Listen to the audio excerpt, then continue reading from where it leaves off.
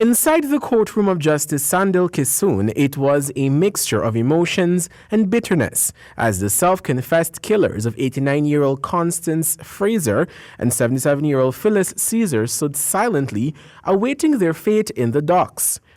The victims' impact statement, however, told a grim tale of how the families of both Caesar and Fraser dealt with not only the grief but forgiveness. One by one, relatives of the two deceased women took the stand and spoke their minds. Imran Khan and Stephen Andrews continue to stand silently as the families express their disappointment and anguish.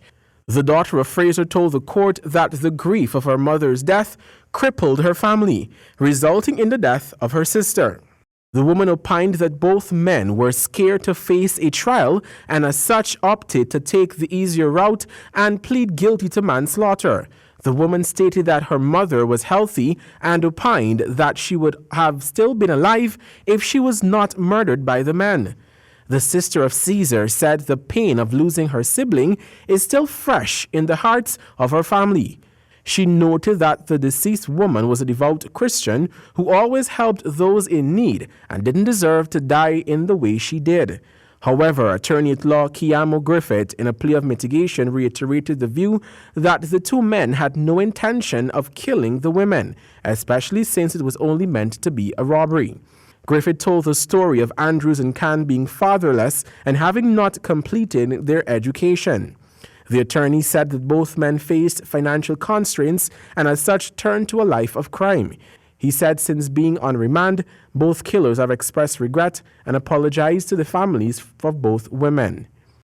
In taking everything into consideration, Justice Kisun sentenced both Andrews and Khan to life imprisonment, with a chance of parole after serving 35 years in prison. Fraser and Caesar were found in the upper flat of their two-story home in their respective bedrooms, lying unconscious, bound and gagged. Khan, the alleged mastermind in the double murder, was apprehended by police shortly after the murders. He told police that they went into the rooms first, woke the women up, and demanded that they hand over their money and all their valuables. He reportedly confessed to committing the heinous crimes while holding out that the plan was never to kill the two elderly women, but to invade their home and rob them. Javon Vickery, HGP Nightly News.